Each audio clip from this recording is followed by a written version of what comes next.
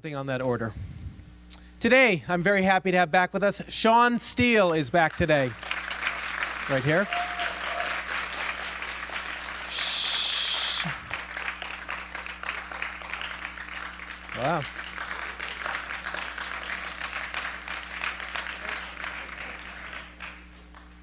A little over there, spreading. Shawn was the chairman of the California Republican Party and was recently elected to the Republican National Committee.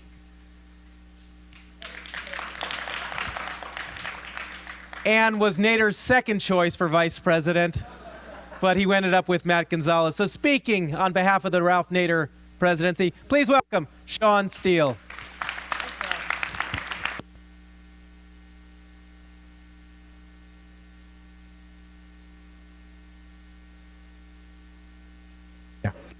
One, two, one, two. It's really nice to be here.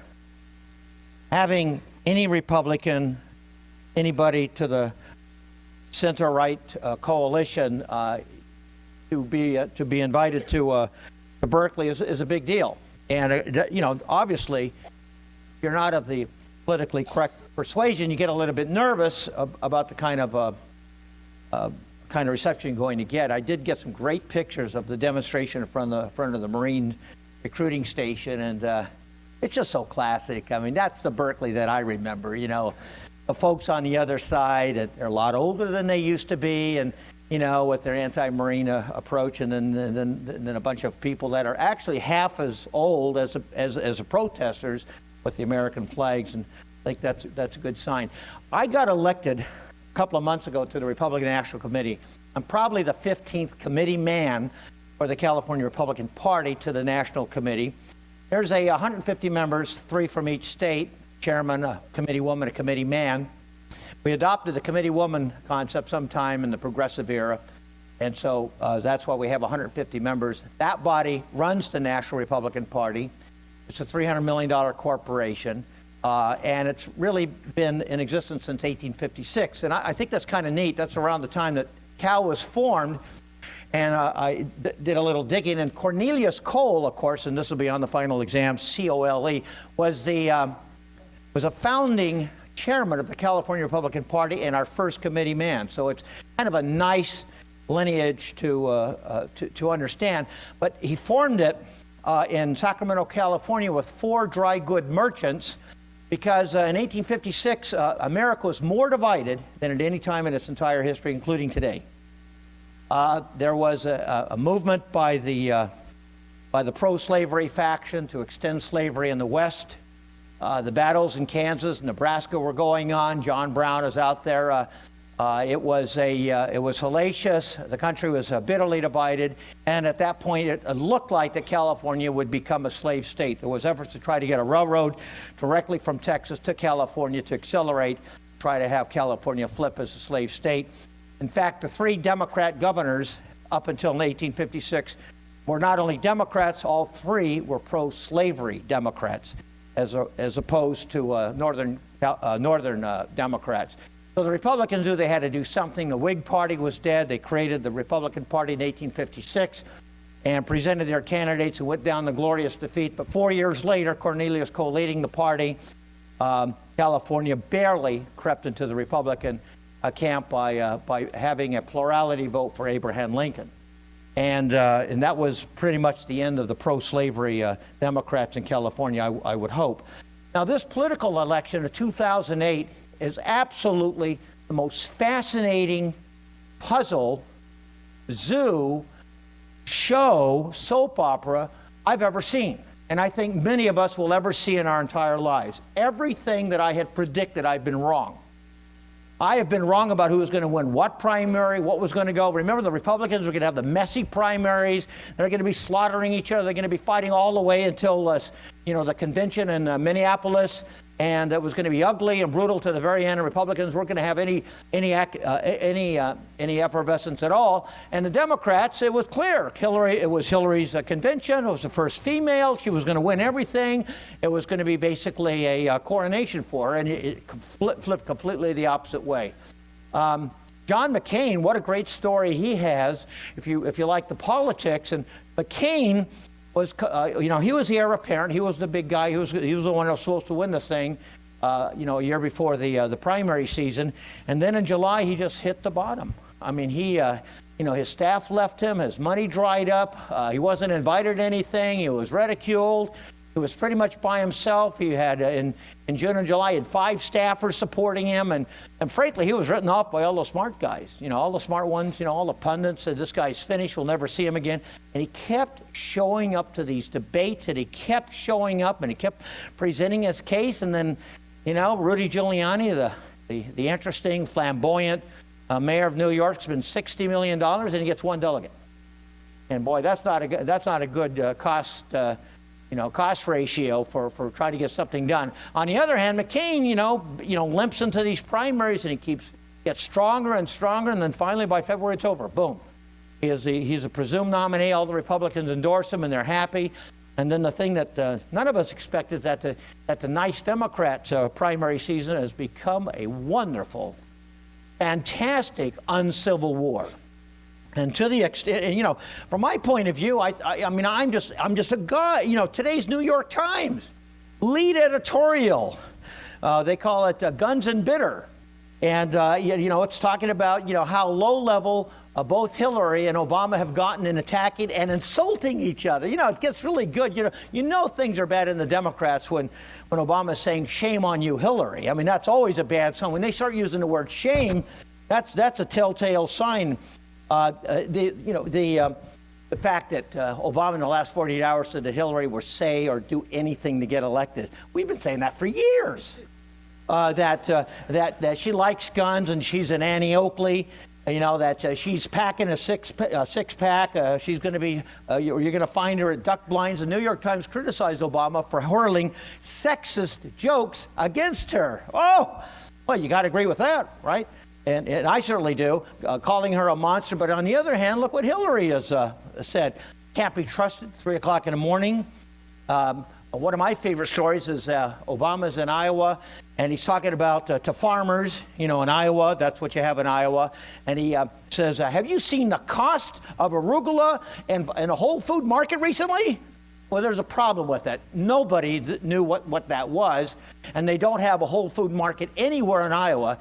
Just a little bit of touch about, you'll find that in metropolitan Washington, maybe Chicago, but you won't find it in Iowa. And then, of course, clinging to religion statement. And, of course, isn't it great? We're here in Berkeley, and it just happened a few miles from here. It had to have happened in San Francisco. It just had to have. He kind of let down his guard, and he wasn't really reflective. It was kind of an unguarded moment. And he says, yeah, well, the problem in these small-town communities of Pennsylvania is that, they're bitter and they're angry, and, they cling to their religion, they cling to their guns, and they don't like foreigners. And, and then irony, and the irony is, do you know who leaked the story? It was a blogger from Arianna Huffington's blog, a far left-wing blog that actually likes Obama. But it was such a hot story, the blogger had to reveal it. And this particular blogger, I forget her name, she was blackballed. She was actually forbidden to go to any of Obama events because they didn't trust her, because she was considered kind of a loose cannon. Indeed, that was a good call. So they don't even trust their own, but she got in. She paid $1,000. She heard what Obama had to say, and she wrote it up, and he's been scrambling ever since. And the Washington Post called it, interestingly enough, it was crude academic Marxism. And that's the whole idea. Religion's the opiate of the people. They're clinging to their religion. And this in light of his experience with Reverend Wright. Having been in the church for 20 years, he never, ever heard Reverend Wright say anything that was divisive or hostile or radical or inflammatory. And we now know that that's virtually impossible unless he really wasn't going to church all that time, or he was doing what a lot of us do all the time anyhow, looking at his BlackBerry while the lecture was going on. Well, he's got, I think Obama is the conventional wisdom that he's going to win the nomination, right? He's going to win it. Everybody says he's going to win it. Hillary's going to try to come back in Pennsylvania. She's going to try to come back in Indiana, maybe North Carolina. But the odds are against her, and it's looking like that they're just not going to get together pretty soon. Remember, in a couple of months ago, they were going to work together as a team, and they were going to go and have a, one was going to be president, and the other was going to be the vice presidential, but they couldn't sort that out. They hate each other. They've reached a point now that it's becoming, I think, unlikely that they would ever have anything to do with each other. We think that's, kind of exciting. As this goes on, I want to posit some revisionist history that might surprise you, and it's a thought. And if, I'm going to just try to go over this as quickly as I can, and then please talk to me afterwards if we don't get everything fully explained. Here are a couple of essential differences between the two parties. Between Obama, the presumed nominee, and McCain, in terms of the two great ideological divisions of the two major parties, there is a profound difference in the two parties. You will find people within the parties that kind of look like each other, but to the core, there are profound historical differences. First, I would say that the war against jihad and the Islamo-fascists is probably the most important issue in 2008. And it's a tremendous disconnect between the right-center coalition and the left-center coalition. It's a tremendous worldview difference. There was testimony in the Senate Homeland Security Committee where a scientist is postulating that within 20 years there will be a nuclear incident at a major American city. 20 years. He just thinks it's inevitable. There's been a lot of discussion about that. I just hope it's not Los Angeles. But sadly enough, it's something that we can't ignore. Bush has been extremely successful, right, not having any major incidents since 9/11. At the same time, by being successful, it's hurt him and his credibility because there's not a problem. Maybe there is no problem. Maybe 9/11 was just an incident, some obscure, strange, random problem that we'll never see again. Except the trouble is, all over the world, there's a tremendous fundamentalist revival among a small number of Islamists within the Muslim community that's quite dangerous. And, when we talk about a small number out of 1 billion people, 10% is 100 million. That is a large number of people to be unhappy. And we're not just seeing it in Afghanistan or Iraq, but we see it in Iran, which is a theocracy with soon to have nuclear capability, with a well-trained military and a mission. Thailand, the bloodshed is daily. We've seen the problems in Indonesia, North Africa, Europe, and India. So the bloodshed of the jihadists is in many parts of the world, and it's not getting better. Israel is about the only hope that we have a democracy and for Western civilization in the Middle East, and they're under constant bombardment. And it's something that I don't think the left understands, and I don't think they see it as a police action.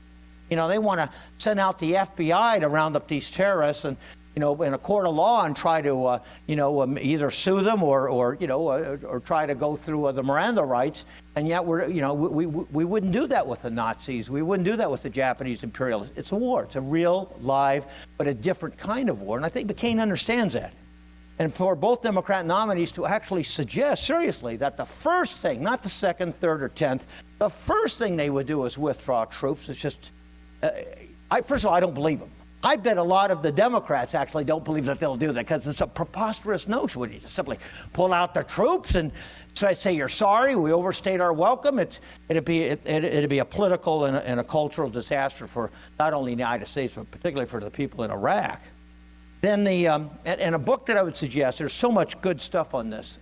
Anything by Bernard Lewis, anything by Daniel Pipes, but my favorite is Infidel by Ayaan Hirsi Ali. She was raised a Muslim, devoted Muslim woman from Somalia. She was put into an arranged marriage. She escaped, went to the Netherlands, became a translator, then got elected in 2003, rather recent, to the Dutch Parliament. And then one of her best friends, the grandnephew of Van Gogh, was murdered for a film that she and he put together, and now she lives in America basically as a political refugee with guards. But she has a fascinating book called Infidel that really describes from a woman's point of view what it's like living in a fundamentalist Muslim community and how antithetical to human rights it is. The other big area besides the war is the notion of individualism versus collectivism. This is really one of the great dividing points between our party and between the Democrats. And the conservatives are sort of the Mayab party, mind your own business, or leave us alone, or just, we don't want to be bothered with the government. It's mostly small shopkeepers, professionals, working folks that really value personal freedom and fear large government. They tend to be decentralist. They tend to be minimalist for government. They love free markets. They love exchange. They love freedom. But they're very suspicious of any government that just grows for the sake of growing, that promises to take care of them when they don't want to be taken care of. They just want to be able to live their own lives. A fundamental difference. But conservatives, by and large, believe the government's one and major and sole function is to protect the society. That is defense, and that is security. On the other hand, the progressive liberals, there's a fascinating new book, and it's really my favorite read in the last year, by Jonah Goldberg, called Liberal Fascism. This is a mind-boggling, paradigm-shifting analysis of the origins of progressives in America, and the great three among the great three thinkers of the early 20th century for the new state, the new government, and big government was Woodrow Wilson, Bismarck of Germany, and a young socialist writer and agitator, Benito Mussolini. You have no idea how popular Mussolini was until Hitler came along.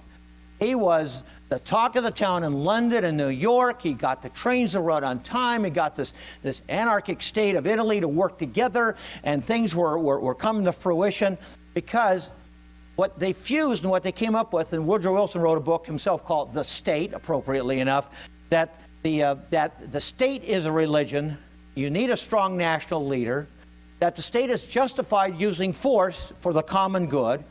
The state's responsible for health and the well-being of the people. There needs to be a uniformity of thought. And finally, rivals are usually enemies of the state and need to be crushed. That also happens to be a great definition for fascism. So that's the point. He's arguing that there are elements, not entirely, not for every person, but there are elements in the early progressive movement that was born out of this international socialist movement, of which fascism was one of the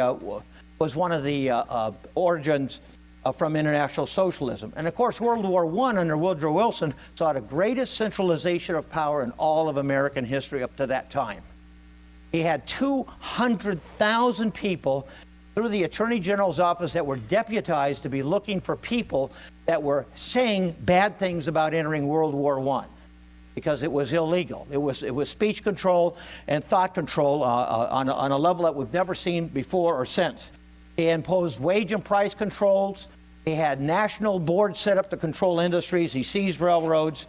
Wilson was a catastrophe for small government, and that's something that Republicans always groused against. You know, when Wilson's term of office was over in 1920, Republicans' position at the time was return to normalcy, meaning let's get out of this whirlwind of big government. Let's get back to our communities, back to our states.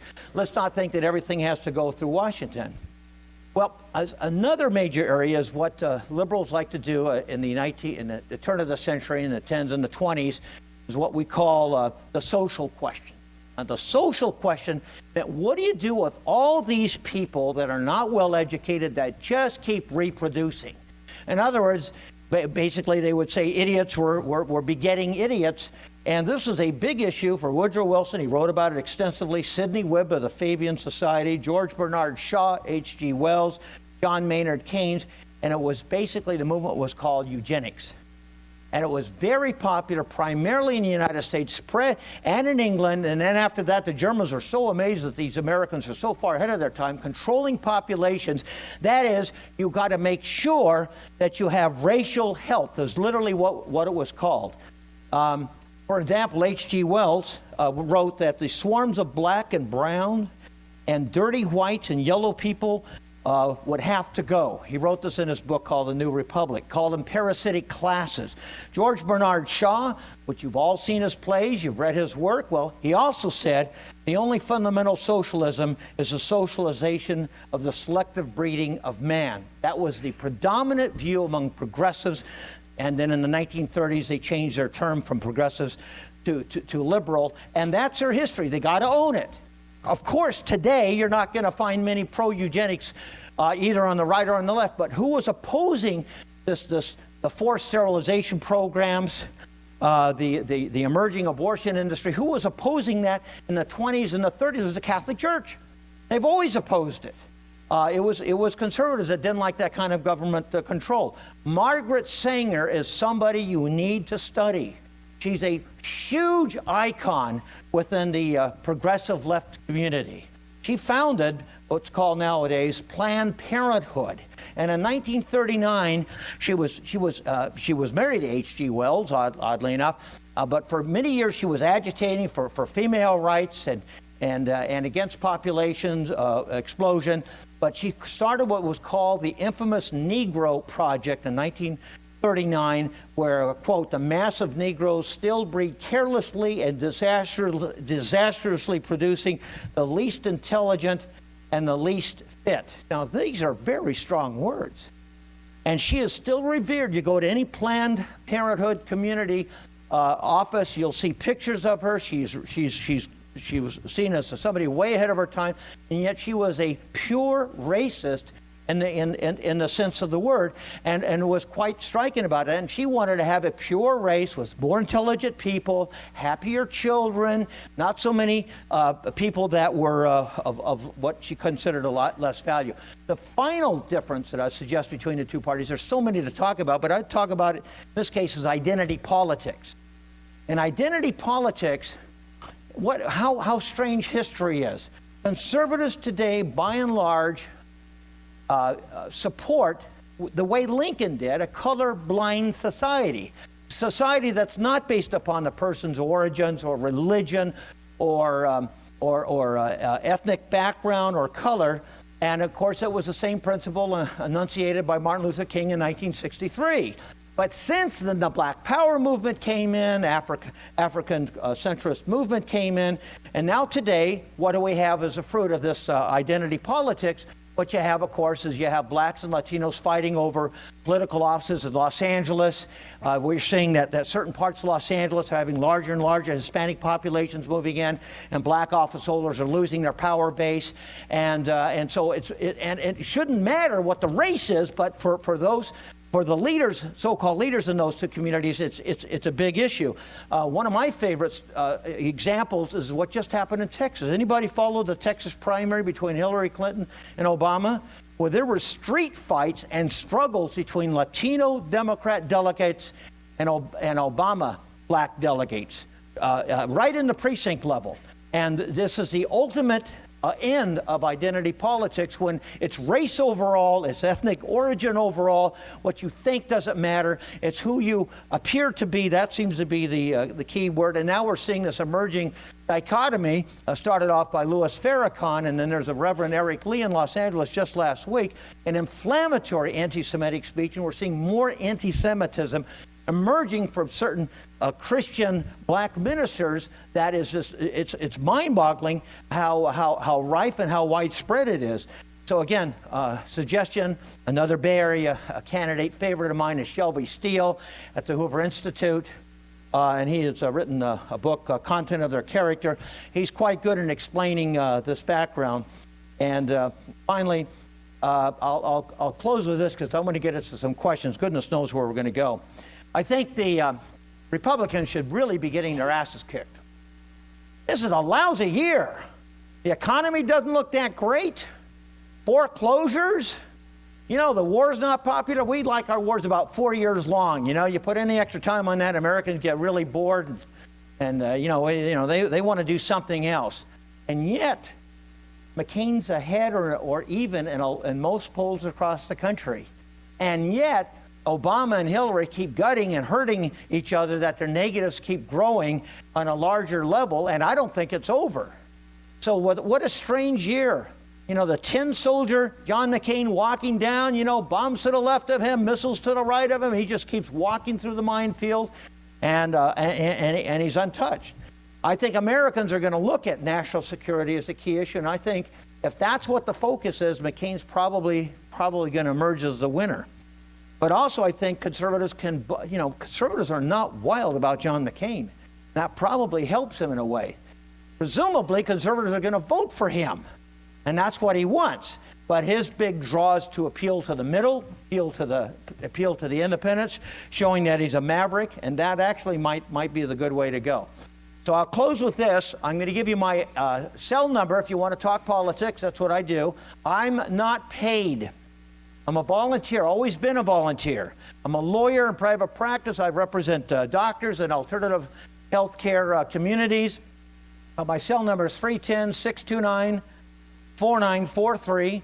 Talk politics. Hey, I heard you in Ross's class, and you know, I thought I heard you call me a fascist. And then I'll say, yeah, that's probably true. If you come from the progressive generation, you probably are a fascist. Let's talk about that. And then I have email. I prefer actually email. Sean Steele at SeanSteele.com. No E at the end, never an E at the end. So on that basis, let's open this up to some questions and see what we got here. Thanks very much for being so nice. I appreciate it.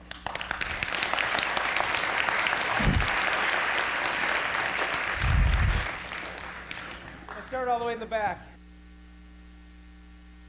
So the one behind you.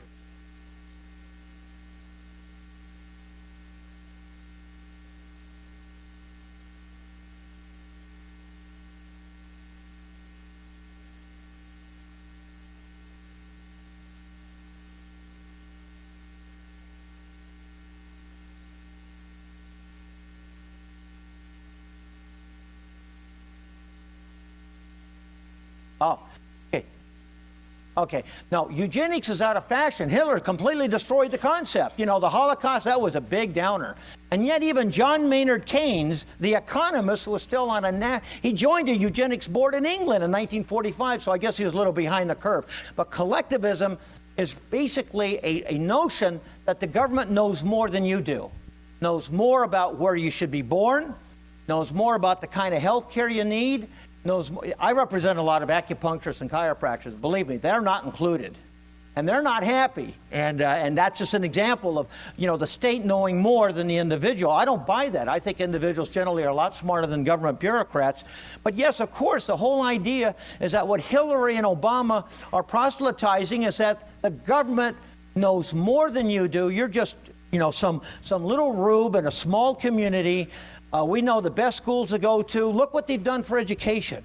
Look what the liberal Democrats have done for inner city schools that they've completely dominated through the teachers' unions for the last 50 years. Have schools improved? Are kids graduating? Not even half the kids in LA County graduate from the LA City Unified School District. It's a disaster under the teachers' union and the Democrats. But the fact is they believe that the government can do more, and they believe that really, if you have any problems, home, marriage problems, bad teenage daughters that disrespect their parents. I'm not getting personal here. You know, not enough oil, gas in your car. You don't have good funeral plans. Government should take care of everything. That was Bismarck's point of view in the 1870s and the 1880s. That was Bismarck's way of getting ahead of the socialists, keeping his government in power by offering pensions, by offering security, by offering what's called cradle to grave care. And there's a lot of people that want everything for free. Are you kidding? Getting stuff for free is a natural human inclination. We want to get it all for free. I want all the yogurt for free. I don't want to have to pay for anything. I just want to sit around and have people serve me. And there's a lot of people that really fundamentally believe they have a right to welfare. They have a right to somebody working for them so they can get goodies for free. Well, that is certainly not the conservative point of view.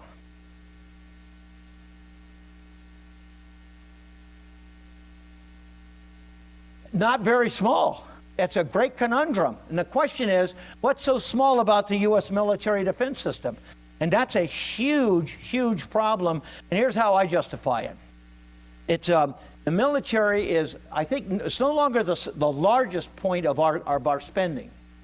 Social welfare programs, we spend a lot more on that nowadays. You may not have known that. I think if you're ever, I'm very skeptical of any government. The school board, the official city council, county supervisors, I think they're all basically pack rats, liars, cheats, thieves, and frauds. And that's why I like term limits. I want them to, I want them to share power and get out as quickly, steal something, but get out as quickly as possible. Then you have a new idealist. So I'm very much of an advocate of term limits. But the U.S. military is huge, but there's nobody else right now that is our equivalent in the world. There is nobody that can stand up to Islamofascism and the growth of China in a very unstable world where half the world is not living in a democratic, free society, but are actually run by tyrants. Very bad people that would love to, love to oppress you and relegate you right away. So it's a big challenge. Do conservatives like to see government growing with the military? No, they don't. But if the government has justification for doing anything, it's to protect this country, and that means a pretty big defense budget.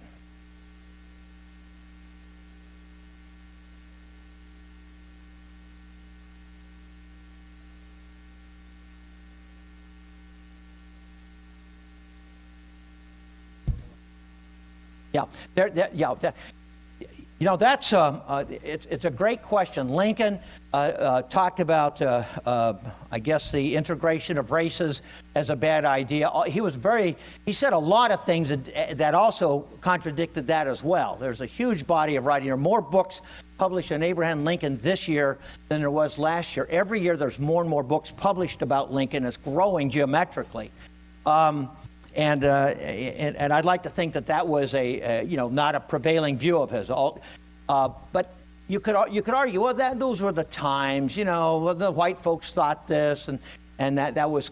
I think you have to be held accounted for that. And Dick Nixon's Southern strategy, I don't think that was explicitly racist. It was just a matter of understanding where you could get the votes on that.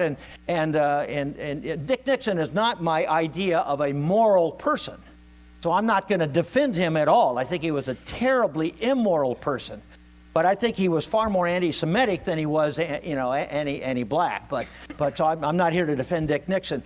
But when it comes to Abraham Lincoln, I want you folks to think about this for a minute. The abortion industry is a huge phenomenon that most hip, academically smart people think, well, it's a woman's right to choose and none of our business, and let's let that go. But what do you think the thinking is going to be? What's your name? Brett. Brett, what do you think your great-great-great-great-grandson 200 years from now is going to be saying in some auditorium like this? People actually thought it was okay to kill a human being with all the science and technology that we have now, and people actually at the time thought abortions were perfectly moral and justifiable, and it was good. And so you got to be careful. And the times that you live in, you might think that the popular mandate is the good moral social order, but a couple of hundred years from now, it may look like you were involved in a massive murderous campaign against human beings, that you were the most pagan, anti-civilized people in the history of the world. Who knows? So you want to check your bases once in a while.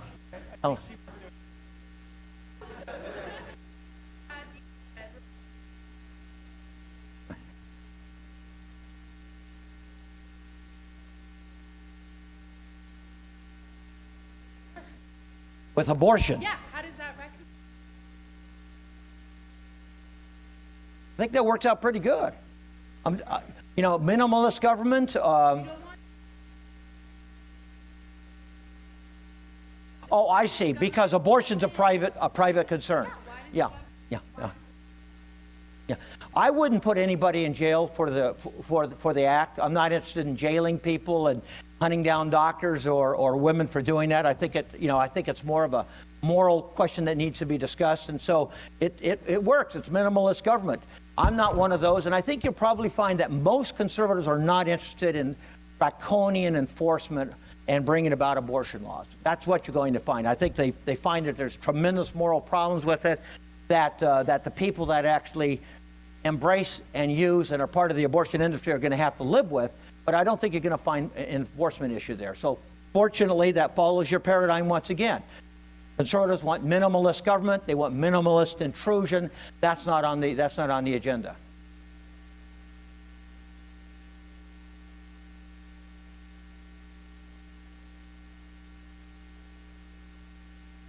That's a great question for a Catholic.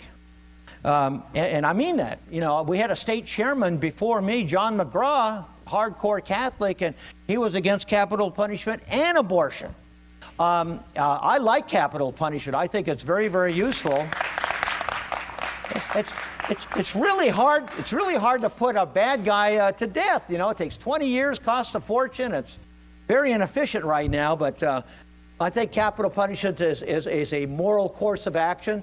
Because what you have here is that you have somebody that's been adjudicated, hopefully with overwhelming evidence showing that beyond a reasonable doubt, that person did something so heinous, so evil, he doesn't deserve to live. On the other hand, if you're looking at the moral considerations, you know, little fetuses, have not committed any outrageous act against another human being. So I think that's the basis that I would look at. The irony is that we got a whole lot of abortions. I saw a stat this morning I couldn't believe. 37% of abortions in the United States are committed by black females. But that's 12% of the population. Within the black community, out of 100 pregnant black women, over 51% have abortions. You talk about eradicating a large number of people in a short period of time. This is Margaret Sanger's Negro Project, and it's going very strong, stronger than ever. That's just demographic information. Yes.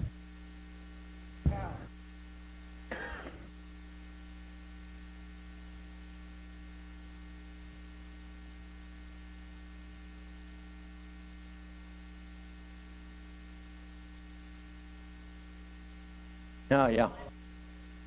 That's a great one. Well, I'm one of those that believe that the United States, from a de Tocqueville's point of view, is probably the most important and the greatest champion of human liberty in the history of all civilization. Now, that's my basis for it. I think I can prove it. In terms of the United States creating a jihadist fundamentalist sect that is anti-Western, anti-Christian, and anti-Semitic, I think you have to study a little more about Islam and what it was originally as a warrior class. It's always been a warrior conqueror class starting in 700 AD, wiped out the Christian communities in North Africa, wiped out most of the Christian communities in the Middle East, and then moved through Greece up to Spain and tried to conquer France. So it's always been a warlike, but it goes through stages. Sometimes there's a militant fundamentalist stage, then they calm down for 500 years, then they come roaring back and they expand all over again. Right now, there's been a 200-year fervent fundamentalist resurgence within the Islamic community that makes it very volatile. Look, 500 years ago, if a bunch of jihadists got organized and started taking over stuff, we wouldn't care in California.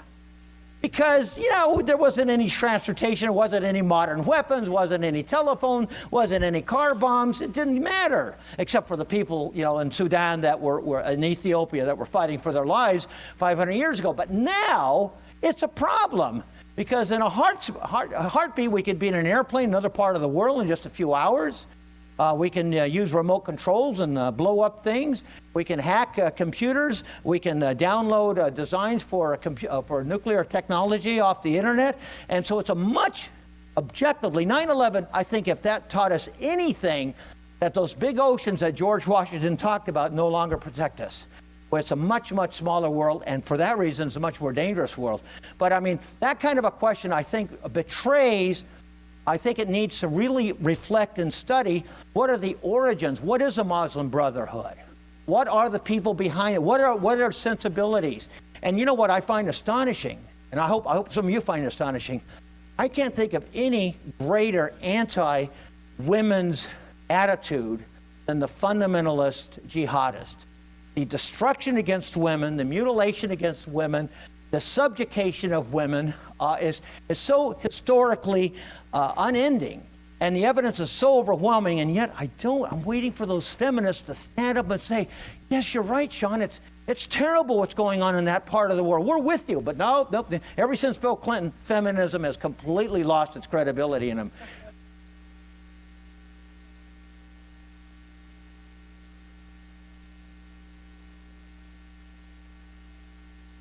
Well, boy, you really want to know what I think? My kid goes to USC. I don't care. Okay, hold it. Okay, I don't want to start anything. Would you pull out my tie? All kidding aside, cutting 8 hours, you guys get a ton of money. You're so well taken care of.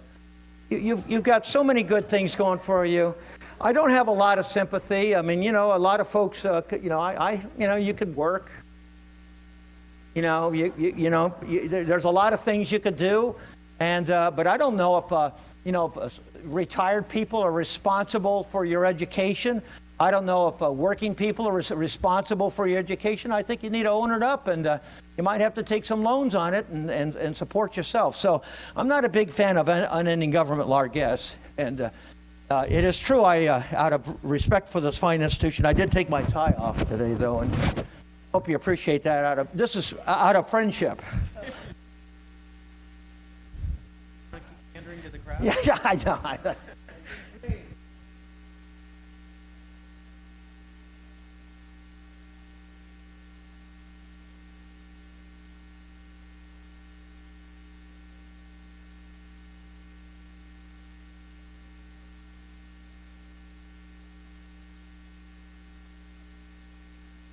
Okay. Okay. Your question is, I'm not being fair to the Muslim religion because they are very liberal when it comes to women's rights. Traditionally. Let's make something clear.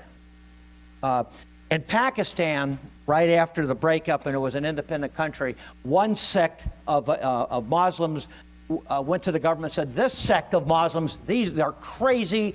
They're not following Muhammad's rule at all. They need to be rubbed out. So the Pakistan government created a commission and said, okay, let's find out what's the correct analysis. What is a good Muslim? What's a bad Muslim?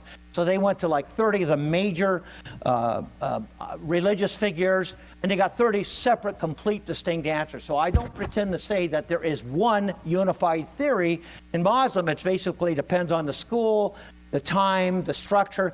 But I think I've been fairly careful saying fundamentalist, jihadist, Islamists, which I will tell you is a minority, and I'm being very generous, I think, no more than 10%. Now, I'm giving you 90% are happy, well-adjusted, pro-Western, nice, democratically minded human beings. I think that's wrong, actually. I would like it to be 90%. I've been waiting for those moderate Muslims to show up any day to join us, to work against the tyrannical Arab regimes, to work against the anti-human rights agenda of the jihadists, to work against those that would subjugate women. I'm waiting for those moderates, and I'm sure they're going to get organized and are going to show up one of these days. But it's been a long time now. But I'm telling you that is probably not the majority view. I'm certain that it isn't. And I'm sure there's some wonderful, good traditions, but they're very, very quiet. And I think most moderate Muslims are scared to death of the fundamentalists. I think there's tremendous fear of their lives. And we've seen a lot of moderate Muslims in Egypt and other parts of the world that have been slaughtered, that have been killed, merely because they don't share the fundamentalist agenda. I think that's a real problem.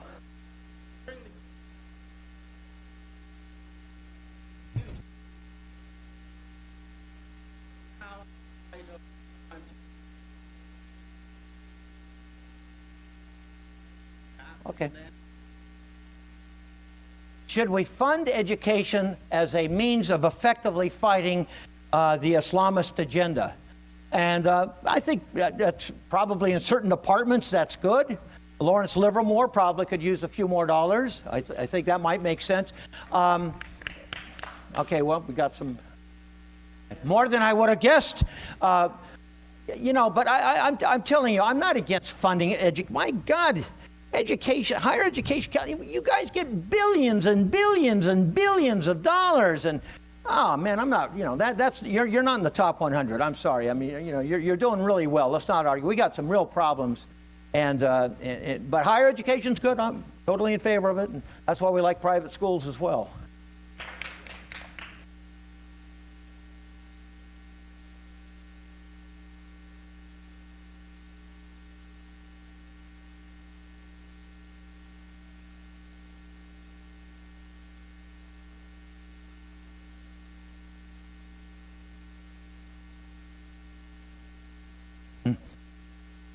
Are you talking about Wilson?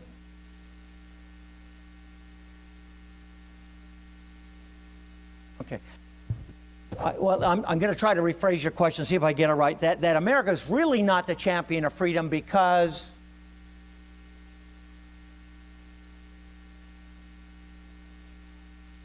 this might be a multicultural question. Sean, how dare you? These bourgeois Western values of democratic elections and majority rule, and you know what? They've been doing it in Somalia this way for a millennium. How dare you want to impose your idea of government and democracy and liberty and First Amendment freedoms on these very happy tribalistic communities in Yemen? And so, who says that American democracy is superior to tribal societies in other parts of the world? I do. I think it's vastly superior.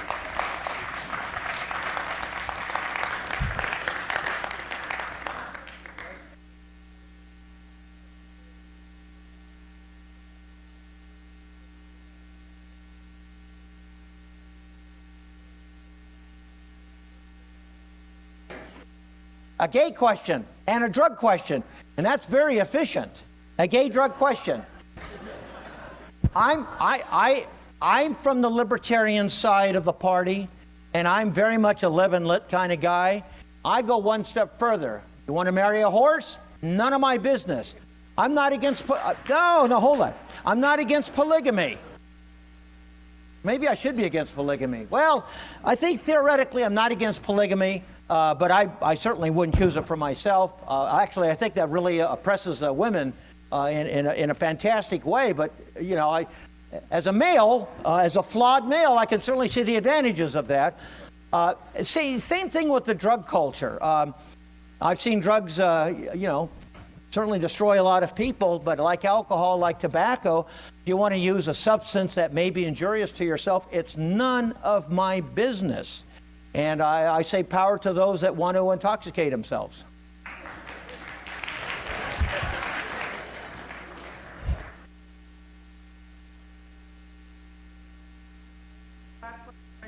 Yeah, they're leaving like flies. They're just falling. Last question, go ahead.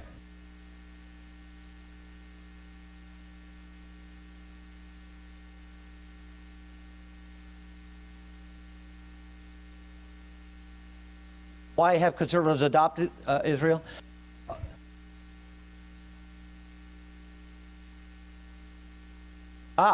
Okay, great question, great one, Ann. As a Democrat, as a Jew, why does it appear that conservatives are supporting Israel more than anybody else? Is that fair? Yeah. There's been a tremendous shift. When Harry Truman recognized the state of Israel, 5 minutes after its announcement that it was a state, that was a bipartisan approach. The Democrats were pro-Israel, Republicans pro-Israel, but since the 60s, there's been a growth of radicalism, international radicalism within the Democrat Party that has questioned the traditional alliance to Israel, that has looked at the Palestinian question, has created a moral equivalency between the Palestinians and the Israelis. And since there's been an in-migration of a larger and growing Muslim community in the United States that's had an impact on the Democrat Party. Some of Obama's closest friends are Palestinians in Chicago. You're going to be seeing a lot more of that information coming out. I mean, very close friends and highly influential members. of the Palestinian international community. And I think the huge problem with Palestine is the unbelievable corrupt regimes of Yasser Arafat, who's just soaked billions away from the cause for his own personal family. And what's worse than the corruption is on the Hamas side, which is jihadist and has brought about endless suffering for Palestinians. So they got corrupt, and they have tyrants at the same time, no way morally equivalent to Israel. The fact is, I think there's a moral clarity on the center-right coalition that understand and appreciate our friends in the world are not the Palestinians, are not the jihadists, are not Arab tyrants, but are Israel pro-democratic, pro-Western values. And I think what you're finding is a growing alienation. And I will tell you, this election season, there will be huge defections of Jews leaving the Democrat Party. I've been waiting for this to happen many election cycles, but it's really happening this time because it's clear and obvious that a majority of Democrats are hostile to Israel, and they've reached that critical point in the last couple of years. Thank you. Hey.